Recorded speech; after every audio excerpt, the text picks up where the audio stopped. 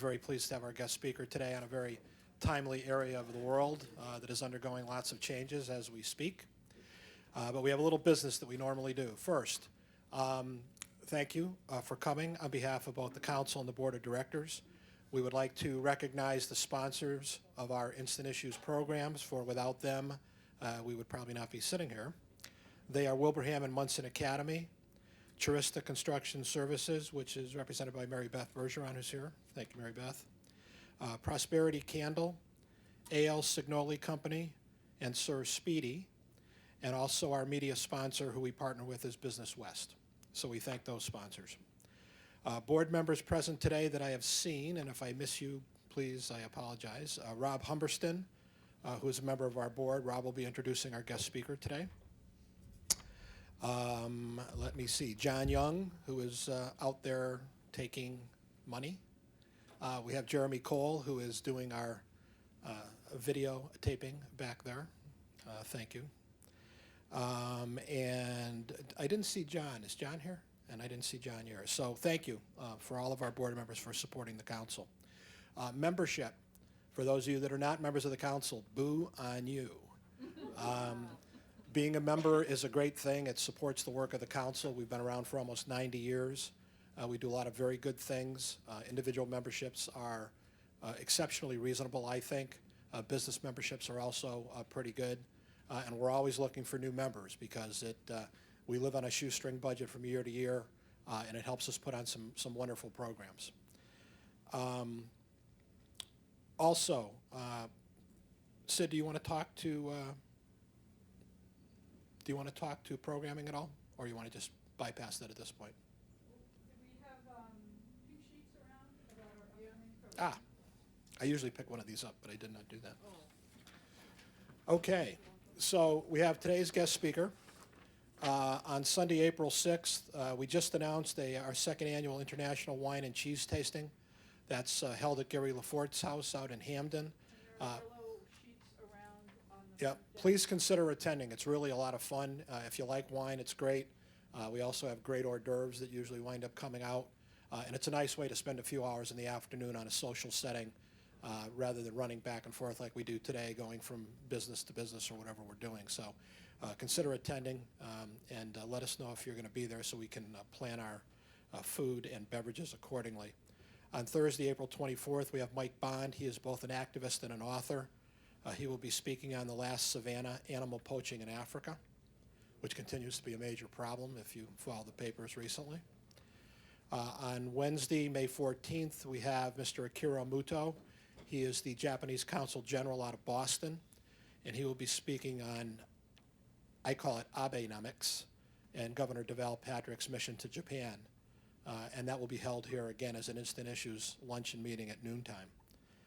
So please consider attending those functions. We always have a good time.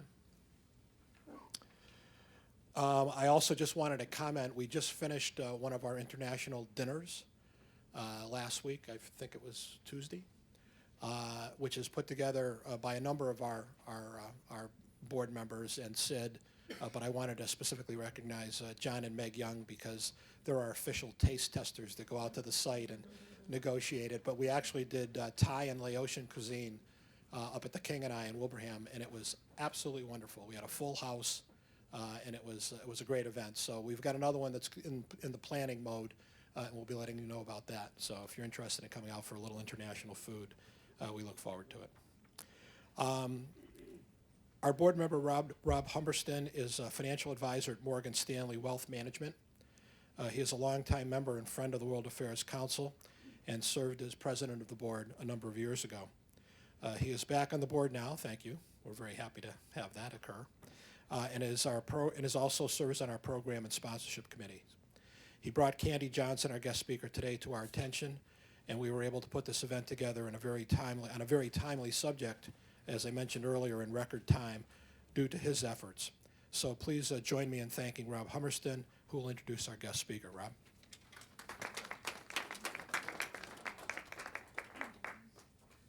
Thank you, Gary. Appreciate it.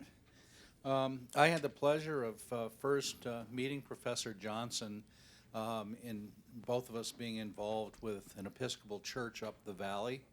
and I was always fascinated to hear about her trips to the Ukraine. Professor Johnson had been a professor at Holyoke Community College for about 35 years before retiring in 2010.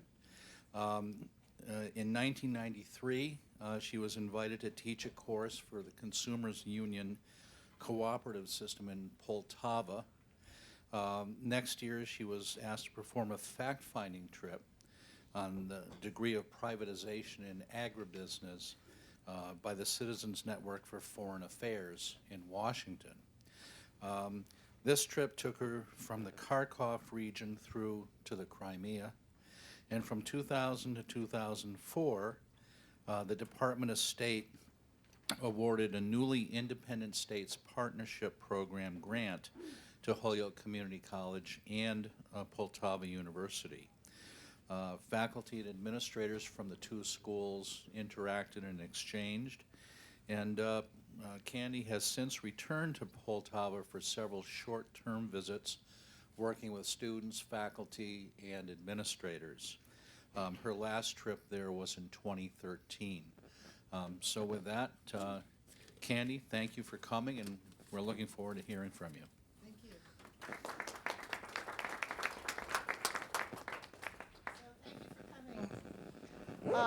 It's a pleasure. Can everybody hear me? All right. Stick this like. I'll put it in my pocket. Okay. What I'd like to talk to you today about, as I mentioned kind of in the title, is the transition that Ukraine has been going through, heading up to what's happening there today. My perspective, I'll explain, is personal, and it has to do with people primarily in interacting with those folks, and also in the development of education, specifically in business. So what I thought I would do is start with my first trip in 1993 and take you through various aspects of that trip, and then show you how things have changed since. I went for the first time, as Rob said, in 1993. I was invited to come and teach managers from the cooperative system, or the Consumers Union in Ukraine, all about marketing. A colleague of mine from Berkshire Community College came at the same time to teach microeconomics. Neither of these subjects had ever been taught under the Soviet system because there was no need. Okay? And so suddenly they were expected in 1991 to transition to a market economy. Nobody knew what that was. Okay? They said, my students, my first class said things like, competition isn't fair, capitalism isn't fair. I said, no, it's not. Okay? And previous, prior to that. So that's how to do. And then certainly if you have questions towards the end, I can help. I'm not an expert on their political system, but I'll try to show you how that has affected them as well. So in 1993, I was invited to come and teach this course. I arrived, my colleague was coming through Moscow. I flew into Kiev. I got off the plane, which stopped on the tarmac, not at a terminal. We were, I think we even walked to the terminal. No fancy buses like they often have at airports. Got inside, it was an old building. The interior was no bigger than this room. And across this wall were wooden booths, so to speak, behind which were men in military uniforms. Okay? And we got in line. Americans are very good at that. We're accustomed to being in line. And we lined up at the first two because that was for non-Ukrainians, non-Ukrainian passports. And we stood and waited. Okay? I was in line for at least a half an hour. Okay? As the gentleman in the booth, who was the chief, okay, went and got coffee, came back. They really weren't overly enthusiastic or impressed with these visitors. Meanwhile, Ukrainians came. In fact, while we were there, a team arrived. They must have been a sports team of some kind. And they went to a whole new booth behind which there was no person. Somehow they knew. And that person, someone showed up, and they were sent on through. after we finally got through, and one man was actually stopped, one of the passengers, fellow passengers, an American businessman, because his driver's license picture didn't match his passport photo. Okay, I hate to tell you what that happened to me at the time. If it happened now, because my passport, I have white hair, so I'm sure they would have had a problem. So we got through that, and I go to get my luggage. Of course, there was not a lot of competition because by now we'd been weeded down to a few, and it was piled on a cart, like from the field. And an elderly gentleman came up to offer to help me because there were no carts. So we went through immigration, got out. I met my friend because I was invited because of a relationship that was created during Soviet times. They used to send what were called peace committees. Groups came to the States, hosted often by groups like yourselves here, and they'd come into Boston, and then through the people in Boston had come out to the western part of the state and met a colleague of mine who actually spoke Russian.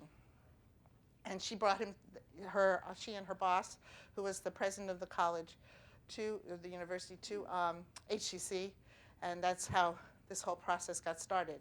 I'd always, when I was a child or a young adult, I always wanted to go in the Peace Corps, but I was a business major, and in 1970, the Peace Corps only wanted women to teach or be a nurse. It was business people, you had to do anything like that, you had to be a man. It was still those days. Thank goodness that's changed here. So we went out, we got into the car, and I found it was a 200-mile trip.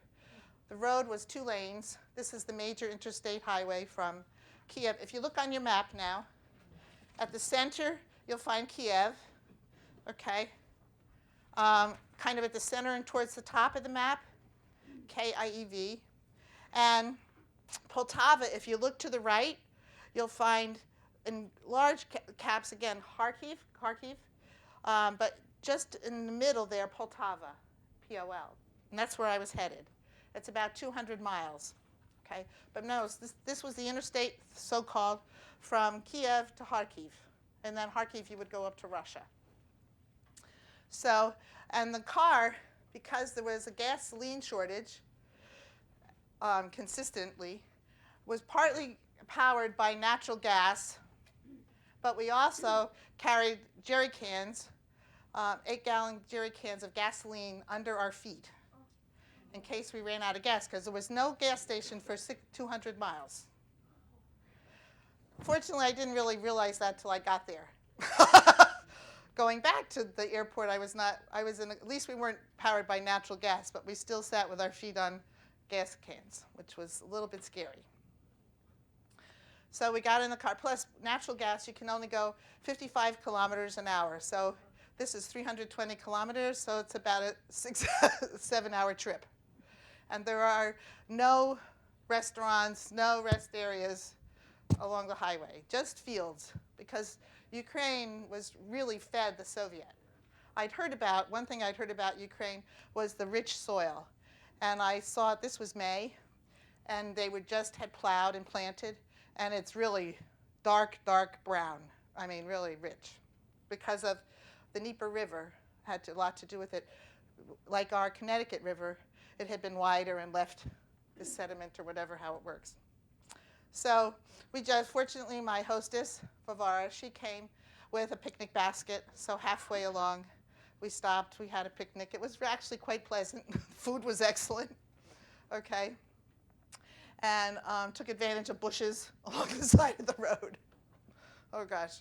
Later on, I discovered the bushes that was preferable to some of the places that you could stop. So that was all right. Since then, I bring up that trip because since then, in 2013, just a year ago, I was there a year ago, May. Well, in 2012, Poland and Ukraine hosted the Euro Cup, which is the soccer championship for Europe. It's a huge thing. And this is how priorities are set.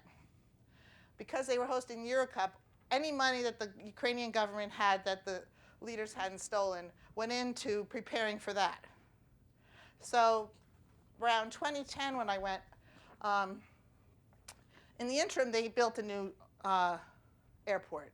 Okay, so the old one It's just a building on the side now. Initially, it was like a regional, and now it's not used. But they built a new one, had 4, I think 6 different gates, but it was quite modern and very, user-friendly, unlike the original. So they learned that. But since in 2010 I arrived and they had built a new F terminal, why F? Because they don't even have the letter F, but it was called F terminal for international. And in 2013, they had actually opened another terminal. And this was all to accommodate these international travelers that were coming for Eurocup. When I arrived in 2013, ours was the only flight in the newest terminal. So they spent a great deal of money on this infrastructure that wasn't needed. Plus, you now have almost a 4-lane highway to Poltava. So that was much needed, because now, when I went in 1993, there was virtually no traffic because people didn't have cars. And Ukraine hadn't really opened up to Europe as a market, so there weren't even trucks coming in with goods, okay, either coming or going. Now you'll find a lot of those double trailer type trucks using those highways, which makes it challenging to deal with. But that has changed, so at least they're able to accommodate that. Initially, most of the trucks you saw were leftover Army vehicles that were being used by farms along the way to transport goods and things like that. So the cars were very strong, but kind of like, I don't know, many of you look a similar age to me when we had a Volkswagen Beetle when I was a kid. And you know how they were like, there was a floorboard but no insulation around anything? That's they were square but very similar to that, okay? But hardy. I went through many a dirt road and puddles with no problems.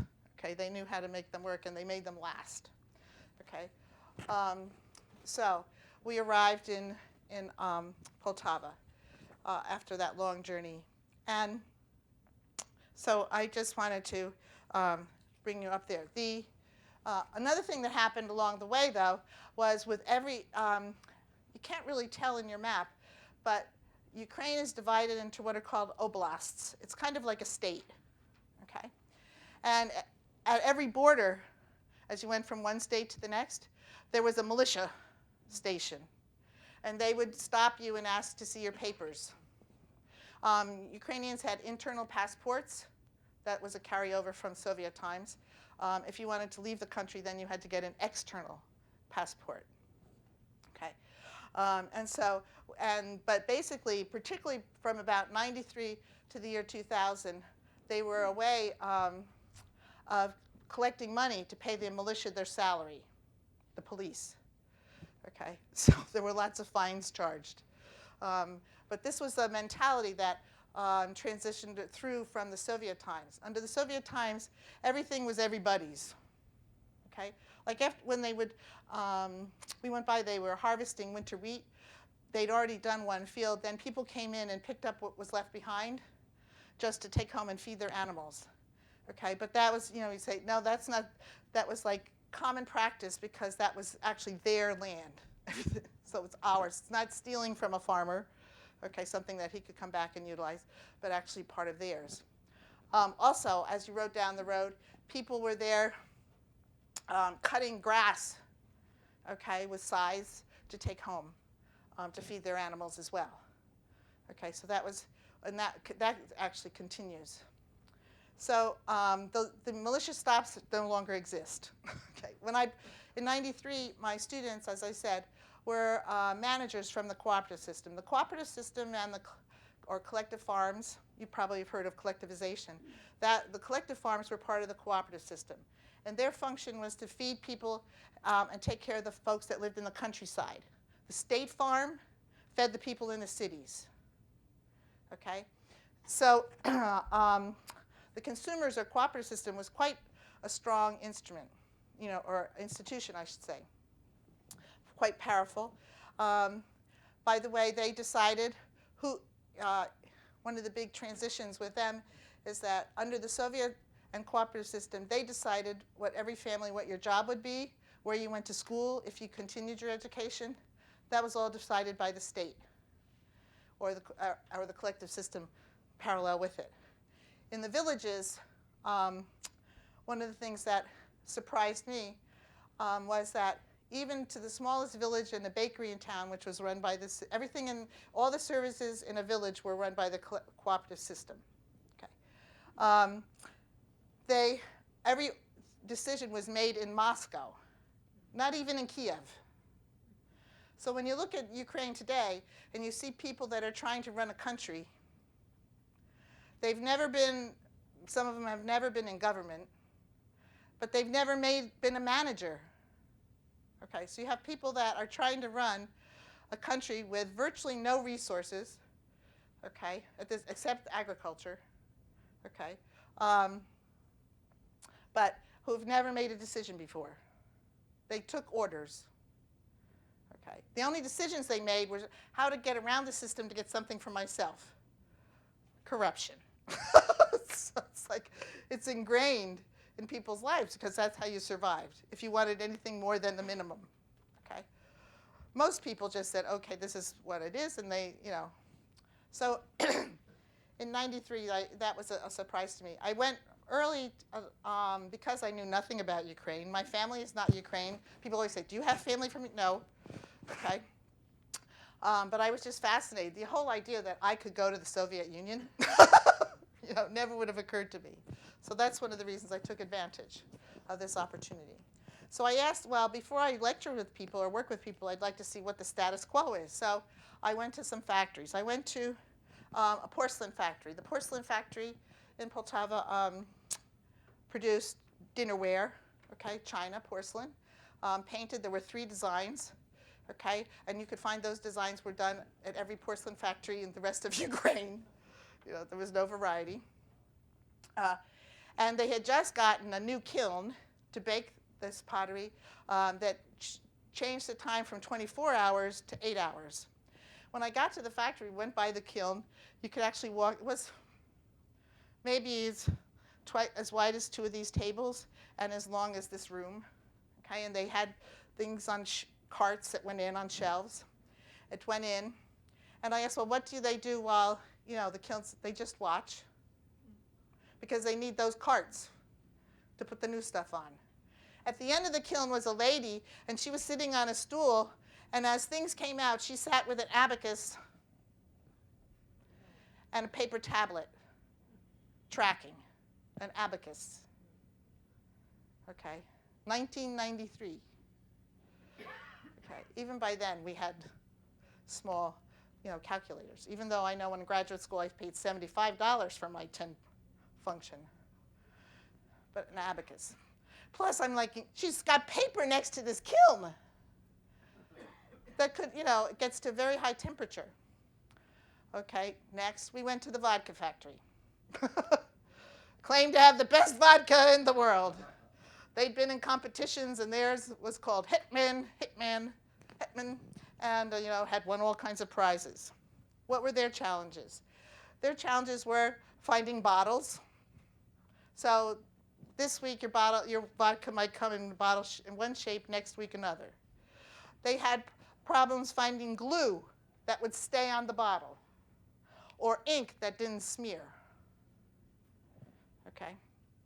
I have to say it was great vodka. I never drunk vodka before in my life. And I had no real, so that was the vodka factory. We went to the local chocolate ice cream factory. Okay, they had Italian machinery to make. They only had two alternatives. One was ice cream on a stick, like your Good Humor to me is with the chocolate around, and the other was an ice cream cone pre-filled. Okay, so it came in those 2. They were having trouble that day with the ice cream on a stick because they couldn't get chocolate, and they were trying to work with carob, and the temperature wasn't working. So when they dipped the ice cream in the carob, the ice cream would come off the stick. So these are the kinds of, this is where their infrastructure was. Okay, the sad thing is today, there still is nobody to invest money to change that. The one factory that was most successful was a sewing factory. They made women's tailored clothes, It was sophisticated, computerized, with the exception of the sewing machines. Obviously, you have to have a person, but the cutting of patterns, the layout of those and everything, that was all done by computer. Okay. The factory was actually owned by the workers, or at least so-called owned. But somehow, someone else came up with some money, bought out those workers, and unbeknownst, unfortunately for them, the new owners then sold off the machinery and closed the factory. Okay, took their money and ran. Okay, so that happens here in the States as well, but when you have, that was like the one, yes? In the China factory, you use the word porcelain. Did you mean that, or is that just a... No, it was a porcelain type china. It wasn't like... Like the clay from somewhere nearby? I honestly don't know that, but I was where it came from. I assume so, but I couldn't be sure but it was a porcelain. It was like, a rig of china. It wasn't like a pottery type, like Pfaltzgraff or something like that. Not that quality. It was a china. Nice, and they did, it was hand painted. Okay.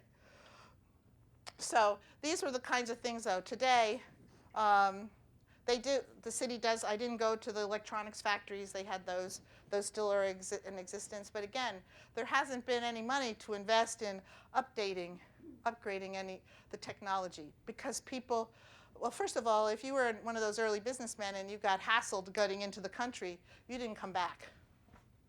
That was one of the things I thought of right away. From a marketing perspective, this is not how to market your country as a place to invest in. Okay?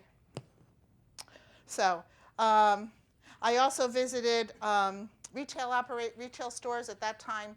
There were, between the university and the center of the city, there were basically 3 stores: a gastronome for foodstuffs, a bakery, and a women's clothing and accessory kind of shop. At that time, things were behind. There was a counter. Things were behind the shelf. You only had access to that item through a sales associate clerk. So if you wanted to touch something, she had to get it for you. You made your choice. She wrote out a piece of paper. You took it, paid the cashier, came back with your receipt, and it was taken off the shelf. That's why they had lines, one reason. But also, they also had shortages, so there wasn't a lot on the shelves. That has transitioned, and you had to ask for help. No one was in a hurry. So my first class, they said to me, I started lecturing about principles of marketing, who's your customer, the 4 Ps, which is product, price, place, and promotion, how to service your customer, and they raise a hand. Professor, excuse me, what can we do? This is all very interesting, but we have no money.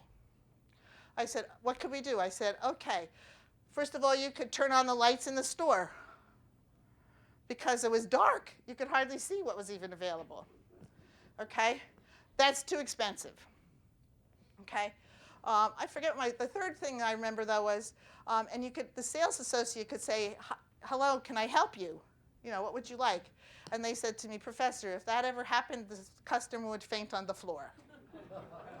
That was not the culture of doing business. Now, they had those 3 stores, and then there was the marketplace, okay, where you bought your fruits and vegetables, your meats, okay, poultry, etc. If you didn't take care of it at home on the dacha, where you grew your own. And that still exists today with one change. Where you bought your meat, okay, was in a room it was like in an aircraft hangar type building. There was not an airport, but that was the shape of the building. And the sellers were there with their beef hanging on a hook. And there's dogs running around and you wanted your meat very well cooked. Unfortunately, that's how they like it. But that people soon learned that was probably not a good thing for health-wise. But they'd all grown up with that, and I'm sure you develop an immunity, to whatever was along the way. And as I say, they cook things very thoroughly. So today, there are more stores than you can imagine. They even have now a shopping mall with a bowling alley. I went bowling a couple years ago, and I'd never seen one with all the lights and whistles that tracked your ball, as it went down the lane, and really something.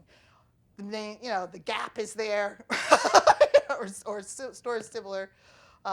There's something equivalent to Home Depot, okay, for taking care of things in your home, okay, because people are much in improving existing, not building new house. Well, there are folks that under the Soviet times, Ukraine had no middle class.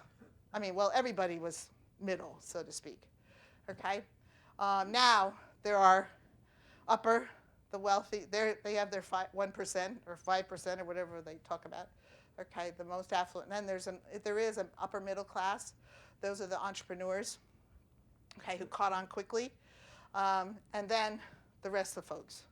And those who have some wealth are building private homes. Before that, the private home was basically limited to houses that existed pre-Russian Revolution, okay, or in the village, just very small dwellings with a center fireplace that heated your home and also acted for cooking. Those still exist in the villages, okay. They do have natural gas, which you hear about.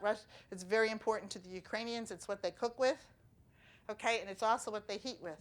One of the things I discovered when I went to teach, I was a Fulbright scholar in 1998, and I went to teach Principles of International Marketing, or Intro to International Marketing, and I had an apartment in the dormitory, and very often we had no hot water.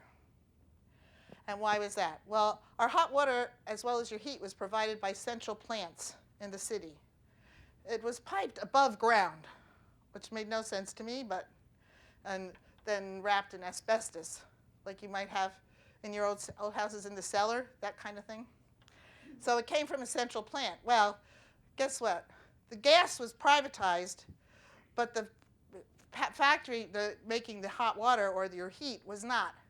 And the city didn't pay its gas bills, so the gas company shut off. They couldn't shut it off for the heat, because that was also provided this way. They had radiators, steam heat, but the hot water.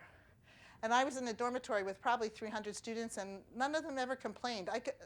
Here in the States, they'd be out marching, close down the university if they had no hot water, okay?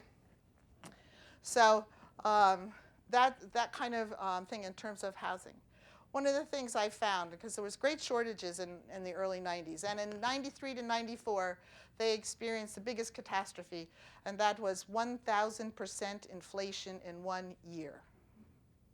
1,000%. The exchange rate went from something like 50 hryvnia, and the interim, this could be a measure, the interim currency was called coupons. And it looked like monopoly money, just printed on both sides, honest to goodness. And they were worried about counterfeit US dollars. Like if I took $1 to a bank, they checked it to make sure that it wasn't counterfeit. Okay, but they had, and it went from 50 to 50,000 coupons to $1. So prices went from, let's say, 100 to 1.40. They left the zeros out. They came out with finally a bill that was for 1 million coupon. A bill. So you could go and get, I think the highest used dollar has a $100,000 bill, but they had $1 million. Within a year after that, they transitioned to hryvnia.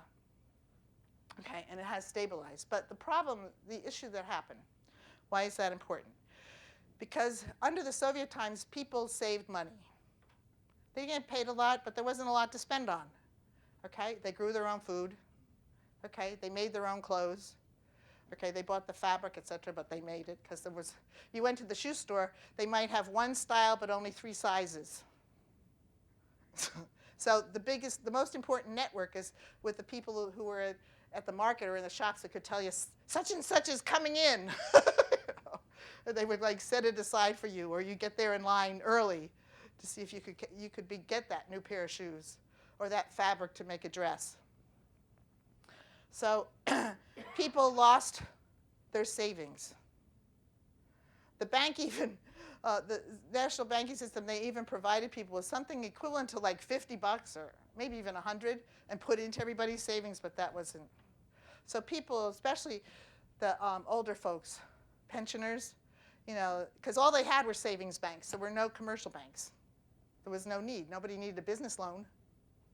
Okay. So I have friends, and that just all their savings was.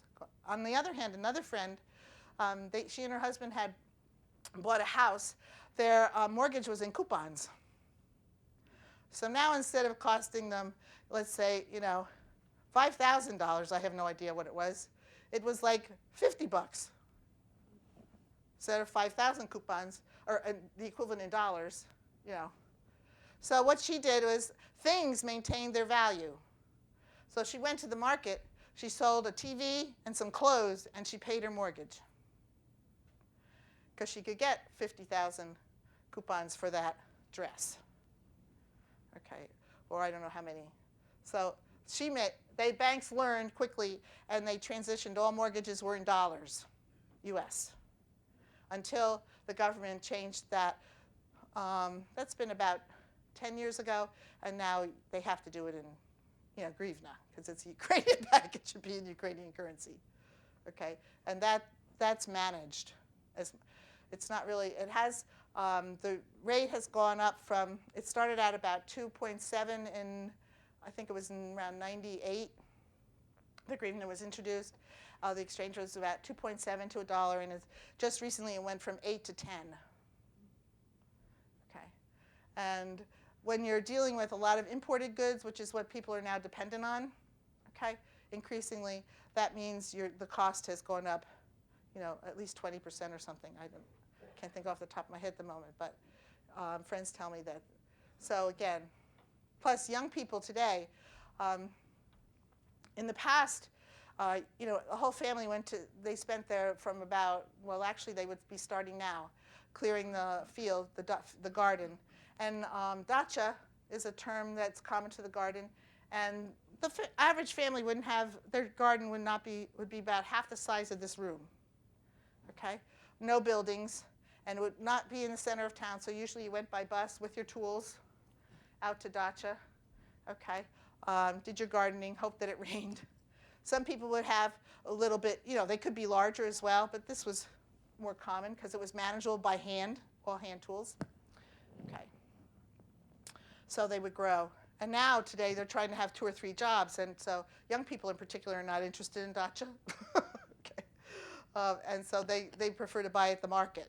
So they take on an extra job, hopefully to some part-time thing, not a lot of work to take care of that. Okay.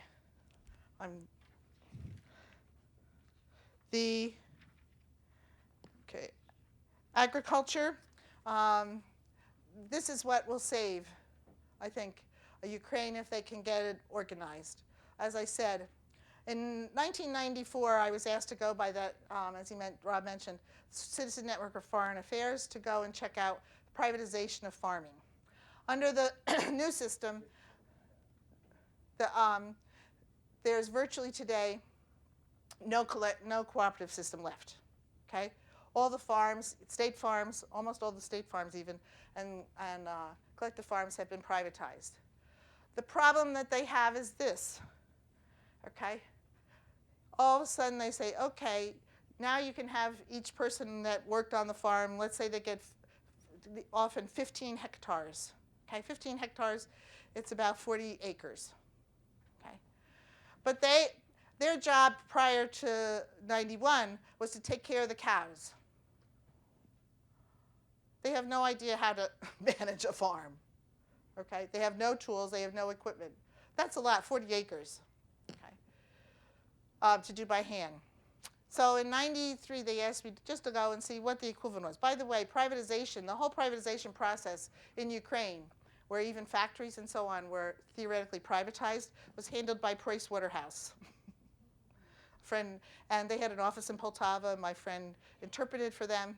But I just was reading an article, I think in the Times, from the Times not long ago, where they were criticizing because who did Price Waterhouse bring in to oversee this process? Brand new MBAs.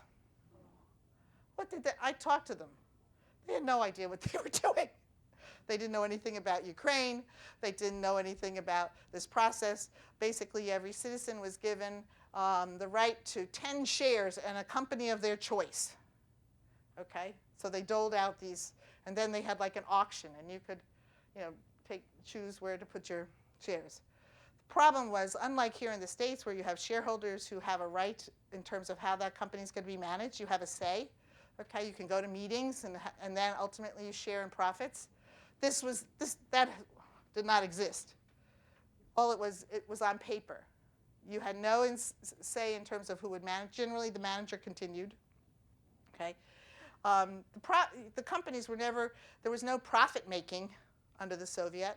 The local vodka factory I mentioned, they told me that they actually had come up with a way to become more efficient, retooled their line, and they were penalized. Because that meant that now it made the other folks either look bad or they'd have to change. And why bother? Because, there was no incentive. There was no, you sold it. The state decided in Moscow what you would produce, how much you would sell it for.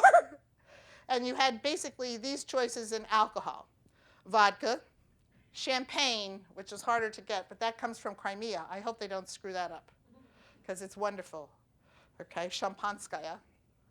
Okay, champagne, cognac, okay, which also comes from Crimea primarily, and a terrible beer. Okay, that you bought with your bucket, like in films from the pioneer days. They brought this milk cart to the side of the road that came in from wherever the factory was, and you brought up to the spigot, they filled your bucket, and you went home with your... You can now get it, one of my students from '98, he now works for the company that's, one of their products is Tuborg wine, beer, amongst others. And I think they're affiliated now in this particular area with distribution with Coca-Cola. Okay, so that's all available now. So now people have lots of choices, but no money. Before, people had money to spend, so to speak, but nothing to buy. That's how they had savings. Okay, because there was no alternative. So these kinds of transitions, agriculture. I went to do my study. I started in Kharkiv region. Kharkiv region, yes? Is there a black market operating at all? Oh, yes. Okay. Black market. Well, one of their biggest problems is, a little bit off subject, but just so you know, because I know we won't have time for everything anyway, but is taxes. Okay, how do you support a government? We know we pay taxes, state, local, federal. The problem is there were no taxes under Soviet, so they never had a system in place. They didn't even have like a payroll system.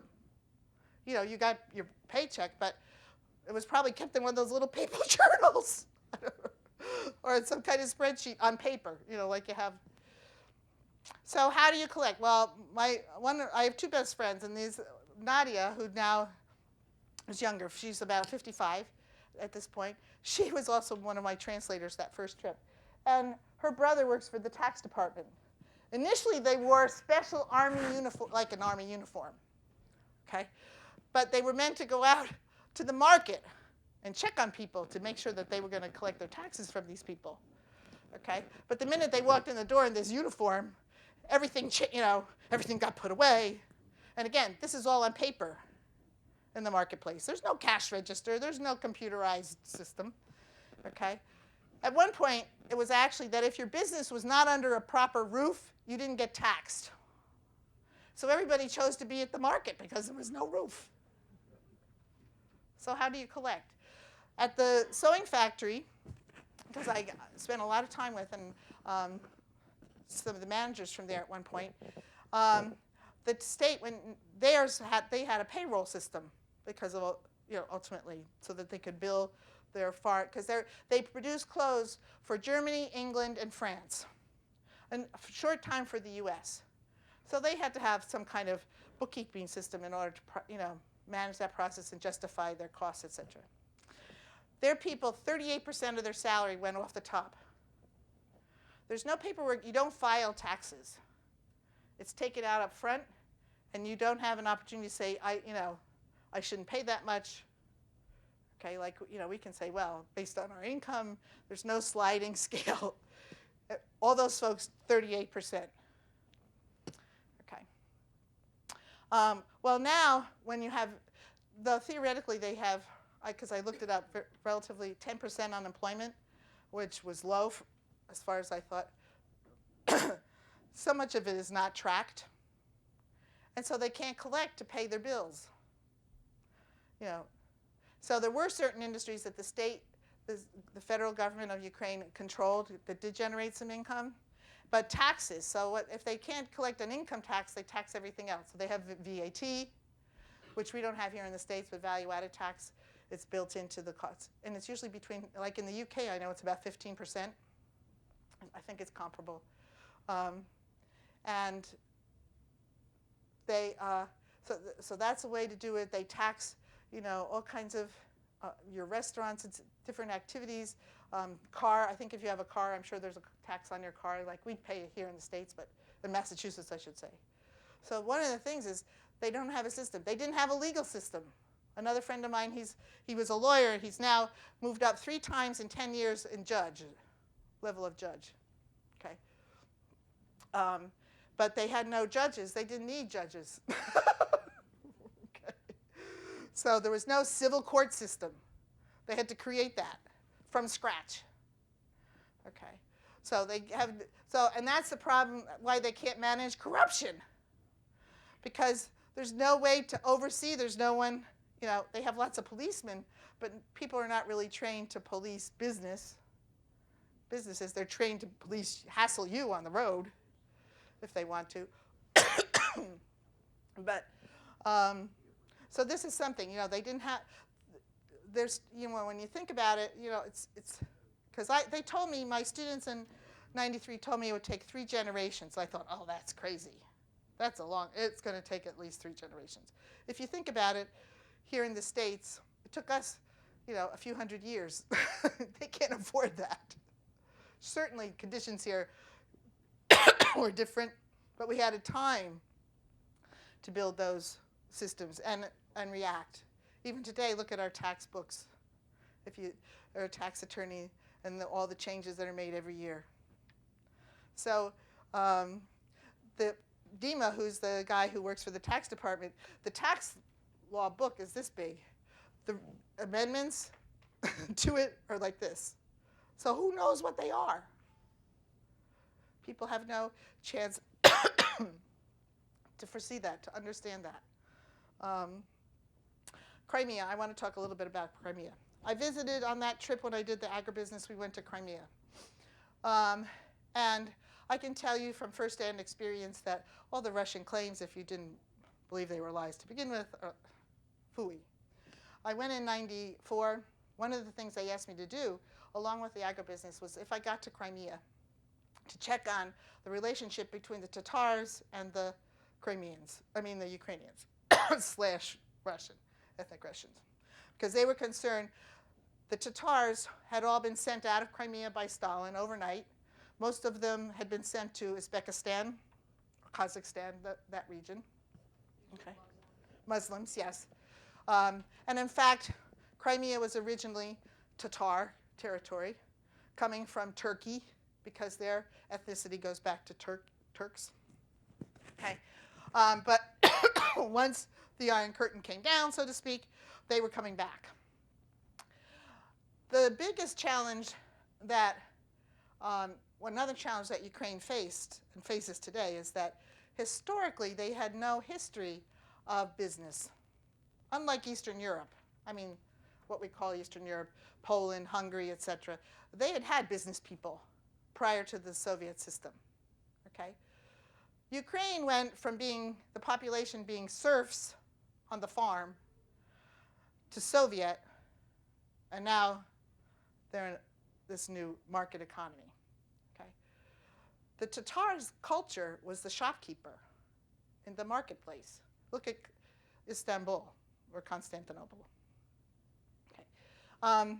Their market is famous around the world. I have friends that say, and they say it's unbelievable. They were shopkeepers, and that's the service that they provided in their communities. So when they came back, they brought that culture. You know, it's like part of their DNA with them. Okay, and so that's how they were able to be successful. Am I running out of time? I'm very now. Okay. I was told to watch for Gary, and he would tell me to stop for questions. Right? Sorry. Yes. Can Ukraine survive if Russia decides to cut off their gas? Can they survive without Russian gas? They probably could survive. These people are survivors, okay? But not with any, well, now, this friend I told you, she works for Poltava Petroleum and Gas and Petroleum Company, and there is natural gas in Ukraine, and it is being developed, okay? But like Europe, if they're cut off, we can provide them with natural gas, or others can, but it takes time to develop that infrastructure, so the same is true for Ukraine. So it's going to be, because as I say, all their cooking, even not to mention business, but all their cooking is done with gas. They don't have electric stoves, for example, typically, and heating and so on. So it's going to be that's a real problem. Yes? Vitaly Klitschko, the heavyweight champion of Right. the world, he's expressed an interest in being president of the Uh-huh. country. Does he have any ability, or is that just...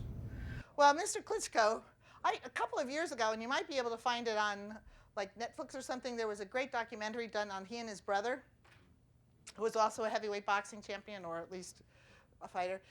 And he did spend a lot of time, he did his training in Germany, so at least he's more familiar with possibility, okay, and he has those connections. So I think if anybody, at least in terms of leadership and ability to communicate with outsiders, and it's, hopeful. The challenge they have with the election in May is, that you may not be aware, but you probably heard about the Orange Revolution in 2004, where Yushchenko came into power. Yushchenko only beat, by the way, Yanukovych ran against Yushchenko in that election and lost by a very small margin. So then when they weren't happy because, Yushchenko didn't fix everything in 5 years, they were upset, so they brought in Yanukovych. Who couldn't fix everything. So I don't know, my perception, I could be wrong, is Yushchenko wasn't quite the crook as, Yanukovych. But that's just personal and the people who provide information are biased probably. Yes? Thinking of, 1 second, No. I'll get to Oh, it. you did. Yeah, and I'll come to you right next. Crimea is a thumb Right. sticking out almost 8 sides in water with one little. Right, it's like a diamond with a little attachment here and here. But there is a bump that sticks out towards Russia to the east. Mm-hmm. And Krasnodar. Right? So what is the politics of connection? Okay, it sticks out, but it's not, there's water. Okay, there is water. Yeah, but, remember, this is a very small scale. So there's no bridge, as I understand it. But that doesn't stop. But influence. No. Well, all of that land to the Sea of Azov, all that land to the right, that's Russia. Right. Right. So, Exactly. So what's Russia doing about that access from Well, I guess that- Krasnodar going west to Crimea? Is it going to build up? well, as far as accessing, right now, the problem they have now is that Crimea gets all its electricity and gas from Ukraine. It comes down south, okay? Because the infrastructure is there to prepare it. And if you notice when they had all the maps of the natural gas pipelines, they go north, much north and west of Crimea. Okay, they're above. So for Russia to suddenly bring natural gas down through Russia, it has to bring it down, build a pipeline that would accommodate to bring it down and then across. And I have a feeling that that's possible. I'm sure they would do that if they had to, but it's going to take time. I think they could more easily bring it in by water, like liquid gas, I think is not an option. Very expensive, but so I think if Russia decided that they were going to take over that eastern region that they keep talking about, okay,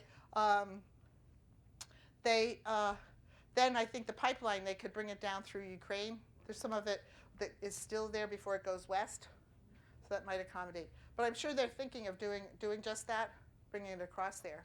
But as I understand it, because to develop the infrastructure. Because Crimea is not overly populated. It's except for the cities. Yeah, it has 2 million people, but they're mostly in the cities, which are Simferopol and then not Sevastopol was a closed city. You had a question. I'm sorry.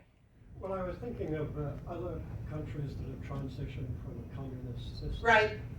Such as Vietnam and China, Right. Which seem to be much more successful than Ukraine. Right. So for China, and his question, if you didn't hear, was Vietnam has been successful in the transition, as has China, obviously. I think that somehow China, though, China, because it started communist and then it created this special system of capitalism. They're unique, okay? But it was initially funded by the government. So there was government investment. Also, I've had visitors to my classroom. I had people come that had contracts with Chinese corporations to produce product for the States. And they actually had to provide the technology.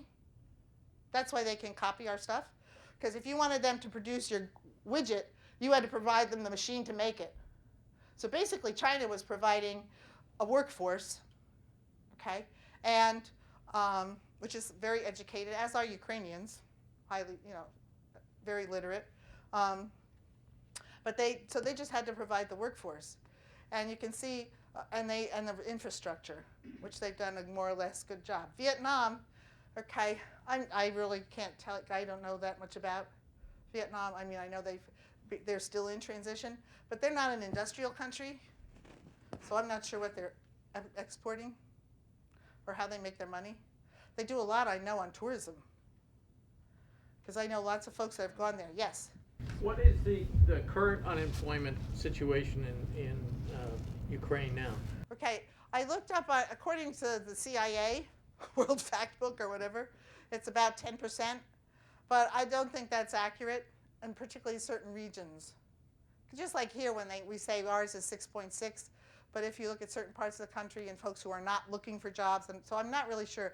I would suggest, based on folks that I know, that it's harder, it's higher. One of the things that was different under the Soviet is everybody retired at 55, okay? And their salary was half their pension was half their salary. And that's another problem that hasn't changed in 20 years. And so folks are trying to live on the average income is something, as I understood it from what I did some research recently, was about $450 a month. But the pensioners getting less than 100, and now they have to pay for gas and electric, etc. So they're really in a terrible bind. And there's no services left. Like, used to have social medicine. It still exists, but it's like non-existent. There's the facility there, but I had friends, I was telling, several years ago, I was over there in 2003 for the winter, and it was very icy. Friends fell and broke legs, or their arm. Both the people who broke their legs, 6 weeks later, they re-broke them because they hadn't been done properly. That's the level of health care. If you can't fix a broken leg. A friend of mine she has terrible high blood pressure issues, heart issues, so she has to be in the hospital to get tests.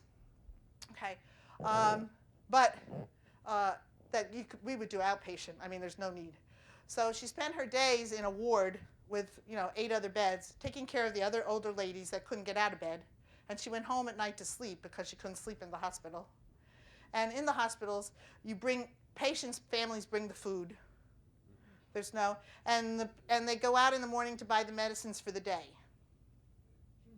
And if you're going to have surgery, you go and buy they give you a list, and you go and buy that. Before they have the surgery. If you would, I mean, a friend of mine she postponed having cataract surgery, and thank goodness, thank God, it was successful. But it could have just as easily made her blind in that eye. Because it's such, and over here, my dad's 91. He just had cataract surgery. He doesn't wear glasses anymore. Yeah. Well, thank you very much. Oh, Thank you, Rob, for bringing I'm candy sorry to us. for going so long. Oh, We thank you very have a much. present for you from Prosperity Candle, which is a local Oh, company wonderful. that works with refugees and Thank works you. all around the world. Wonderful to know. Thank you all for coming. Again, get a flyer about our next event, which is our annual International Wine and Cheese Tasting. And our next Instant Issues, again, will be in April on animal poaching in Africa. Thank you very much.